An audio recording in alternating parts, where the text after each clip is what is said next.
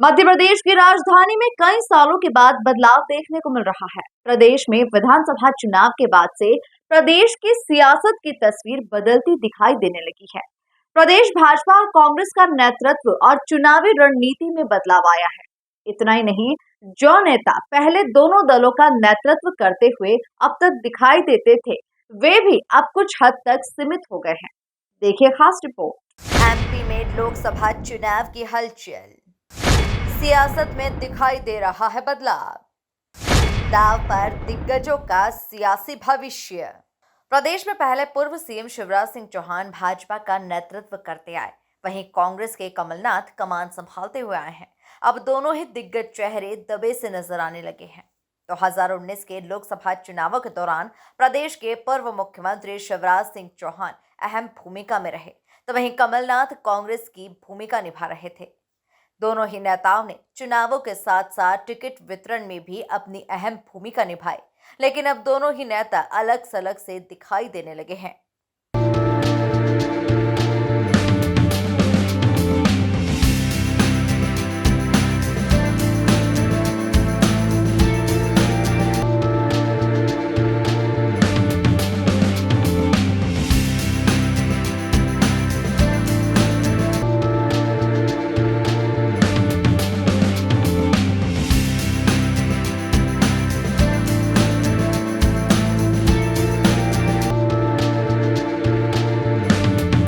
Shivraj Singh Chauhan CM से सीधे विदिशा लोकसभा प्रत्याशी बन गए, यानी वो अपनी जगह पर फिर से वापस पहुंच गए, क्योंकि विदिशा लोकसभा उनकी पारंपरिक सीट रही है।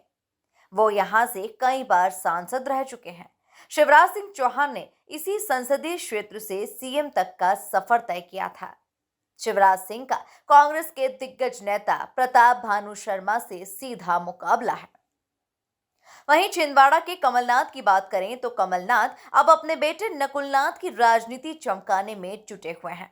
नकुल को लोकसभा जिताना उनके लिए चुनौती बन गया है, क्योंकि छिंदवाड़ा में बीजेपी लगातार कमलनाथ कांग्रेस में सेंधमारी कर रही है। भारतीय जनता पार्टी में तमाम नेता कार्यकर्ता मिशन 400 पार के लिए प्रदेश की सभी 29 सीटें जीतने के लिए लगातार मेहनत कर रहे हैं। प्रदेश के सभी क्षेत्रों में राष्ट्रीय नेताओं के भी दौरे हो रहे हैं, चाहे प्रधानमंत्री जी हो, राष्ट्रीय अध्यक्ष जी हो, गृह मंत्री हो, साथ ही प्रदेश का नेतृत्व चाहे मुख्यमंत्री हो, प्रदेश अध्यक्ष आदरणीय वी.डी. शर्मा जी हो, पूर्व मुख्यमंत्री शिवराज जी हो, ज्योतिरादित्य सिंधिया जी हो, सभी लोग लगातार जनता के बीच में अपनी बात पहुंचा रहे हैं। दूसरी तरफ कांग्रेस पार्टी में बिखराव दिखता है, टकराव दिखता है। कमलनाथ और दिग्विजय सिंह अपने क्षेत्र से बाहर नहीं निकले। कमलनाथ के क्षेत्र में कोई नेता प्रचार करने नहीं जा रहा है। भारतीय जनता पार्टी की सभी 29 सीटों पे जीत गए हैं। कांग्रेस पार्टी केवल औपचारिकता के लिए चुनाव लड़ रही है। अलग अलग जिम्मेदारी है और पार्टी की रणनीति के हिसाब से हर एक नेता जो है वो अपने काम कर रहा है। किसी हमारे बड़े नेता को जिम्मेदारी दी गई है चुनाव लड़ने की, तो किसी को दी है चुनाव लड़वाने की। तो हर एक व्यक्ति, हर एक नेता, हर एक कार्यकर्ता अपनी जिम्मेदारी का निर्वहन कर रहा है और पार्टी की रणनीति के हिसाब से वो चल रहा है। दिग्विजय सिंह जी के ऊपर जिम्मेदारी है राजगढ़ चुनाव जीतने की, सबसे बड़ी अहम जिम्मेदारी है। कमलनाथ जी की जिम्मेदारी है छिंदवाड़ा जीतने की। अलग अलग मैन टू मैन मार्किंग के साथ कांग्रेस पार्टी आगे बढ़ी है इस चुनावी मैदान में। ये नहीं है कि किसकी क्या जिम्मेदारी हुआ करती थी, अब क्या जिम्मेदारी है वो बड़ा विषय है। बीजेपी में तो लोग एक दूसरे की टांग खींचने की जिम्मेदारी निभा रहे हैं और कार्यकर्ता भी उनका असंतुष्ट है। आगे आने वाले समय में दिख जाएगा कि किसकी रणनीति किस पे भारी है।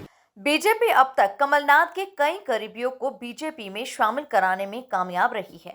वहीं राज्य बीजेपी से लेकर केंद्रीय बीजेपी नेता छिंदवाड़ा फतह के लिए दौरे पर आ रहे हैं।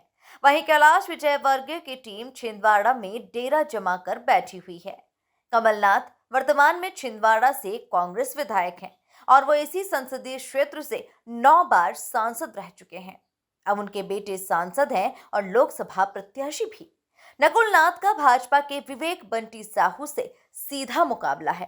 Bureau report, MP news, Bhopal.